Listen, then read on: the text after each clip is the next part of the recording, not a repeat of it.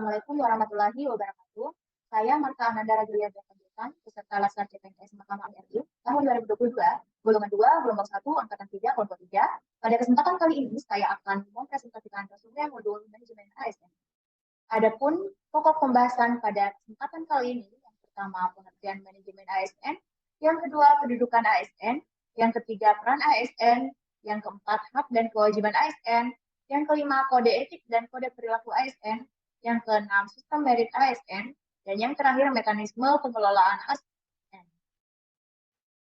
Pembahasan pertama mengenai pengertian manajemen ASN. Manajemen ASN adalah pengelolaan ASN untuk menghasilkan pegawai ASN yang profesional, memiliki nilai dasar, etika profesi, bebas dari intervensi politik, dan bebas dari praktek KKN. Pembahasan kedua mengenai kedudukan ASN. Berdasarkan Undang-Undang Nomor 5 Tahun 2014, PNS merupakan warga negara Indonesia yang memenuhi syarat tertentu diangkat sebagai pegawai ASN secara tetap oleh pejabat pembina kepegawaian untuk menduduki jabatan pemerintahan dan memiliki NIP secara nasional. Sedangkan pegawai pemerintah dengan perjanjian kerja atau P3K adalah warga negara Indonesia yang memenuhi syarat tertentu yang diangkat berdasarkan perjanjian kerja untuk jangka waktu tertentu dalam rangka melaksanakan tugas pemerintahan sesuai dengan kebutuhan instansi pemerintah dan ketentuan perundang-undangan. Pembahasan ketiga mengenai peran ASN. Peran dari pegawai ASN yakni perencana, pelaksana, dan pengawas penyelenggaraan tugas umum pemerintahan dan pembangunan nasional melalui pelaksanaan kebijakan dan pelayanan publik secara profesional, bebas dari intervensi politik, serta bersih dari praktik korupsi, kolusi, dan nepotisme. Pembahasan keempat mengenai hak dan kewajiban ASN.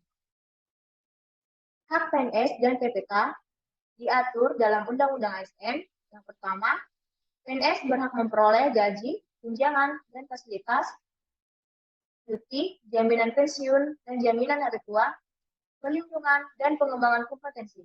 Sedangkan P3K berhak memperoleh gaji dan tunjangan, cuti, perlindungan, dan pengembangan kompetensi.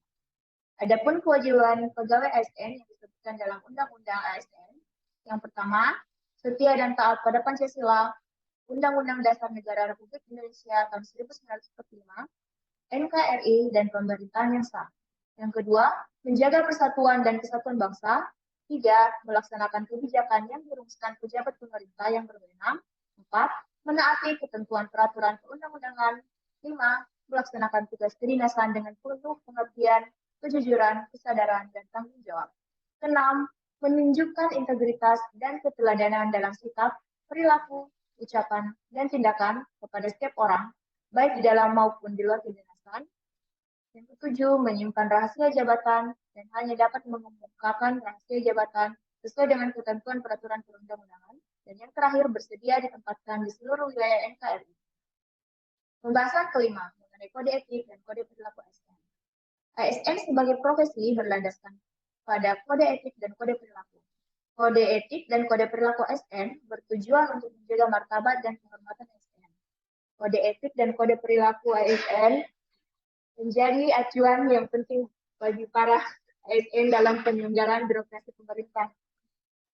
Yang keenam, sistem merit ASN. Penerapan sistem merit dalam pengelolaan ASN mendukung pencapaian tujuan dan sasaran organisasi dan memberikan ruang bagi transparansi, akuntabilitas, objektivitas, dan juga keadilan. Yang ketujuh, mekanisme pengelolaan ASN.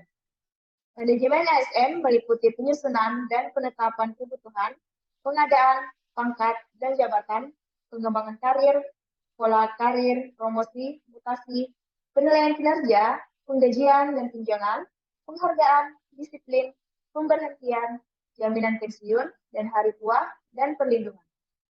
Sekian yang dapat saya presentasikan. Kurang dan lebihnya mohon dimaafkan. Terima kasih.